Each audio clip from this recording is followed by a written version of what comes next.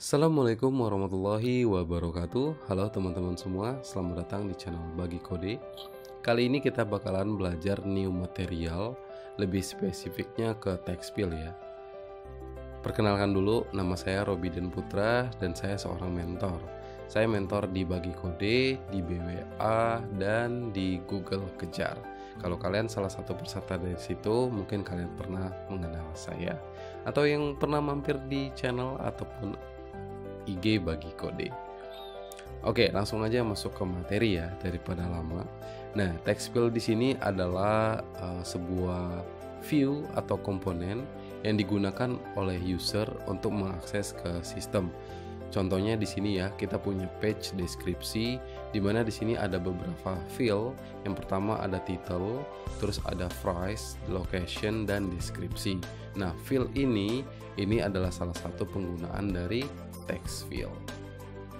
Nah, di sini kita bakalan membahas spesifik ya, dimana ada edit text dan ada juga yang text input layout. Yang edit text yang down ya, yang merah. Ini kalian bisa lihat bahwa ketika kalian menambahkan sebuah hint, contoh di field pertama ya ada full name. Nah, ketika kita inputkan sebuah teks, itu hint dari full name itu hilang. Jadi ketika user mengetik TA gitu ya, kalau dia lupa, dia bakalan nggak tahu harus nginput apaan ya, karena di sini full name-nya hilang. Sedangkan untuk text input layout, ketika kalian menuliskan teks TA, itu full name-nya bakalan ngangkat ke atas. Otomatis user bakalan tahu bahwa dia mengetikkan full name. Jadi lebih tepatnya ini memudahkan ya. Jadi kalau kalian menggunakan edit text, pasti temannya adalah text view, dimana kalian bisa membuat label seperti full name yang ada di text input layout. Enggak hanya itu, kalau di edit text kita nggak bisa menambahkan password ya. Maksudnya itu matanya ini ya. Sebenarnya kita bisa menambahkan, tapi kita custom jatuhnya. Sedangkan kalau text input layout itu atributnya udah ada atau propertinya udah ada. Jadi tinggal aktifin aja. Nah, kalau untuk sisi errornya, biasanya kalau edit text itu ada di sisi mata itu ya. Terus ada keluar kayak tooltip dan tulisan merah. Sedangkan kalau di text input layout itu errornya ada di must have at least itu ya, yang di bawah. Jadi penggunaan text input layout itu jauh lebih baik ketimbang ke edit text ya. Tapi balik lagi ke tim UI mau desainnya seperti apa. Kalau material desain, kalian bisa arahkan untuk menggunakan text input layout. Nah, untuk contoh penerapannya kayak gini. Di edit text itu kita juga bisa mengasih label ya, drawable icon gitu. Di sini ikonnya love itu ya. Jadi kalau kalian di edit text menambahkan love, itu labelnya nggak ada, cuman ada logo ataupun icon, kemudian inputannya. Kalau di text input layout itu bentuknya kayak gini. Jadi ada ikonnya, terus ada hintnya dan juga inputannya. Nah, untuk menggunakan ini kalian tinggal menambahkan aja star icon drawable. Kemudian kalau ingin menambahkan deskripsi juga bisa star icon content deskripsi kayak gitu ya. Ini penggunaan text input layout. Nah, ini contohnya untuk kalian yang menggunakan password tadi ya. Untuk mengaktifkannya kalian tinggal menambahkan input tipe text password. Kemudian kalian tambahkan juga icon and icon mode. Di sini masuknya icon password toggle ya, yang mata. Dimana ketika kalian mengklik icon ini, dia bakalan otomatis mengconvert titik-titik itu menjadi teks kembali. Oke, kalau kalian perlu materinya lebih dalam, kalian bisa cek di bagian link material io/develop/android/component/text field, atau kalian bisa langsung buka aja websitenya material.io. Kemudian kalian arahi ke komponen, kalian cari aja komponen yang pengen kalian pelajari. Oke, sekarang kita masuk ke bagian Android Studio-nya.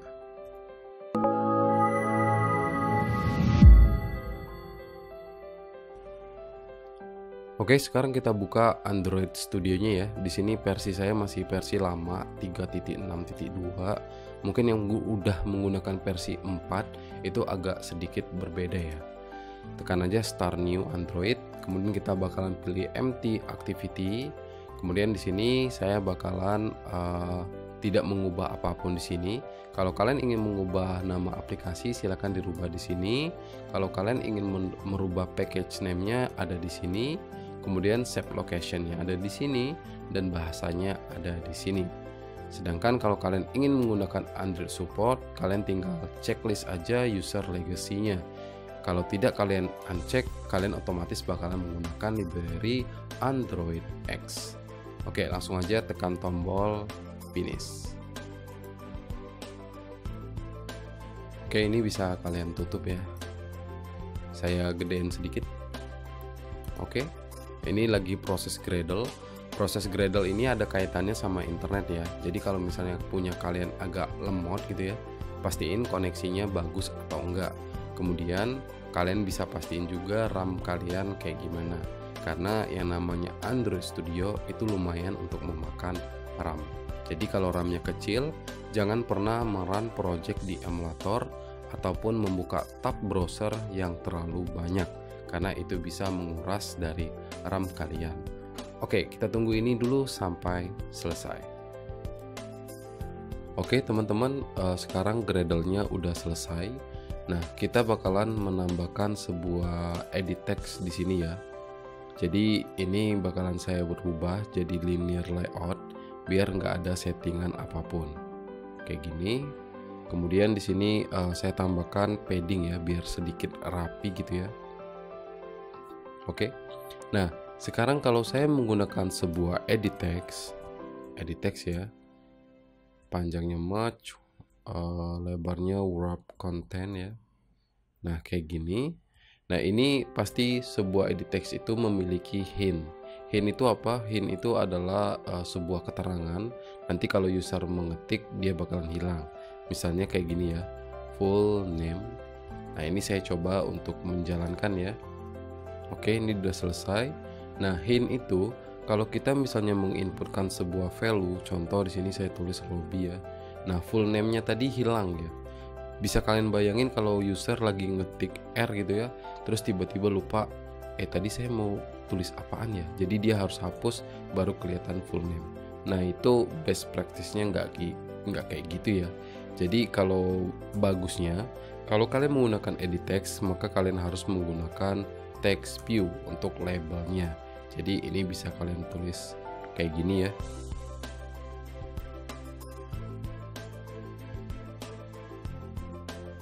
Nah, contohnya kayak gini. Ini orientasinya saya ganti jadi vertikal dulu. Nah, jadinya kayak gini ya. Jadi di sini kita nggak perlu hint lagi. Jadi ketika kita jalankan projectnya, si user walaupun lagi menulis sebuah value, dia bakalan tetap tahu bahwa yang dia tulis itu adalah sebuah nama ya, nama lengkap kayak gitu. Nah, ini cukup cukup effort juga ya. Karena kalau kita menggunakan edit text dan text view, artinya kita menggunakan dua komponen view. Artinya kalian bisa sedikit lebih banyak ya kalau menggunakan view-nya. Bisa kalian bayangin kalau misalnya sebuah formulir yang kalian bikin itu text field-nya ada banyak, berarti kalian harus membuat text view-nya 2 kali lipat juga. Itu nggak praktis sih sebenarnya. Jadi ketika kalian menjadi Android developer dan ada tim UI, seusaha mungkin kalian pastiin bahwa itu udah mencangkup ketentuan sama material desain. Nah, untuk edit text sendiri sebenarnya dia punya input text ya. Jadi input textnya itu bisa dirubah-rubah. Nah, ini misalnya number ya. Secara default dia pasti mengeluarkan jenis layout kayak gini karena ini jenis layout text ya.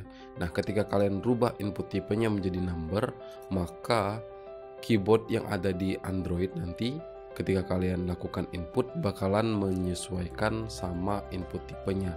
Artinya, ketika kalian menulis di sini itu yang keluar hanyalah angka. Di sini ada banyak banget ya untuk versinya, bisa kalian pilih sesuaiin dengan sesuai kebutuhan kalian. Selanjutnya adalah menambahkan icon ya, drawable right kayak gitu ya. Jadi di sini kita bakalan menambahkan sebuah image terlebih dahulu.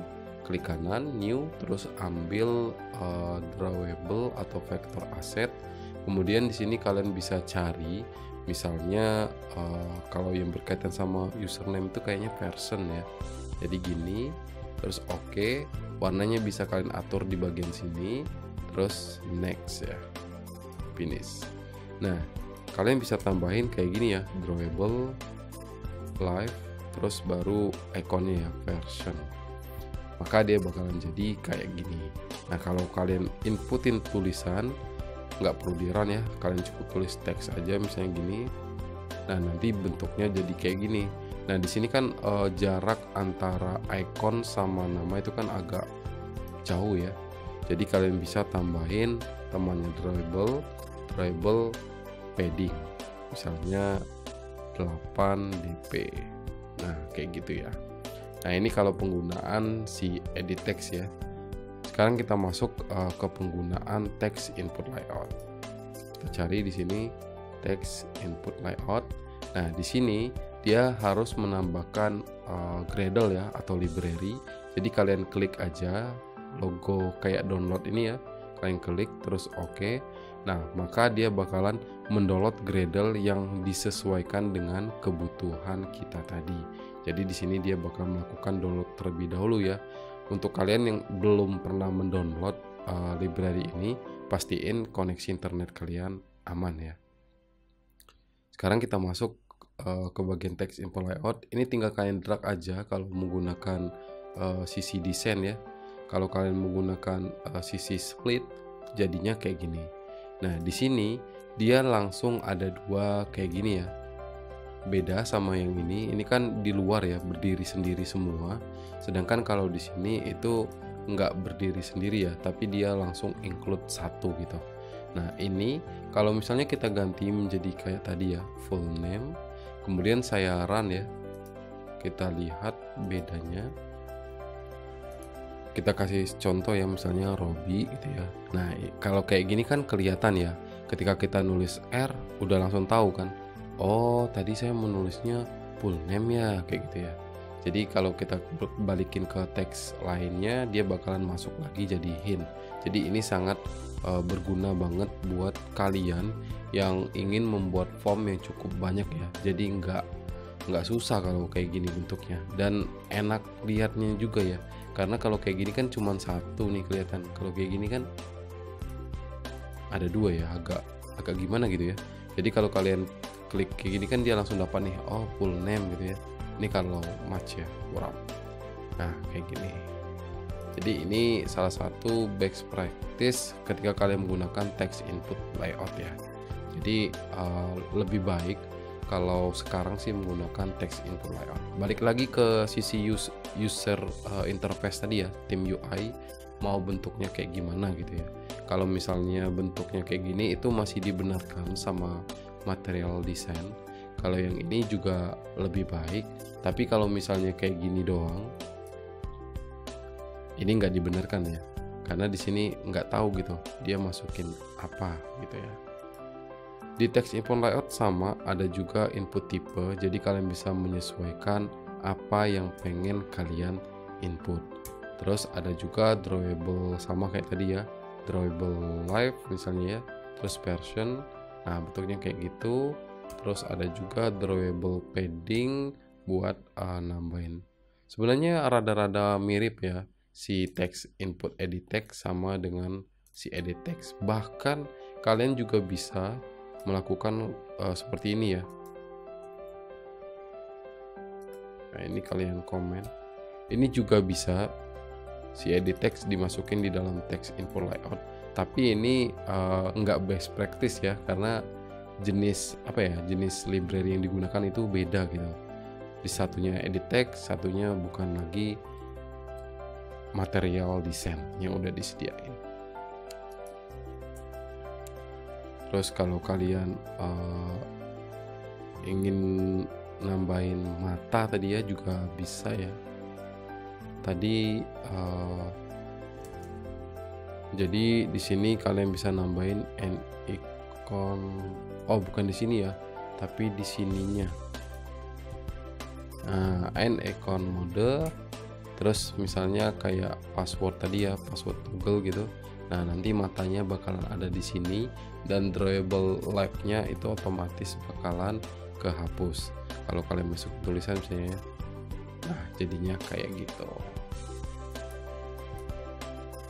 Oke, itu dia penjelasan yang mungkin nggak terlalu dalam juga ya mengenai edit text sama text input layout. Buat kalian yang masih penasaran, kalian bisa buka link yang udah kita kasih tadi. Dan kalau masih ada yang ingin ditanyakan, kalian bisa tanya di kolom komentar. Oke guys, demikianlah video ini. Semoga bermanfaat. See you guys, sampai jumpa di tutorial berikutnya.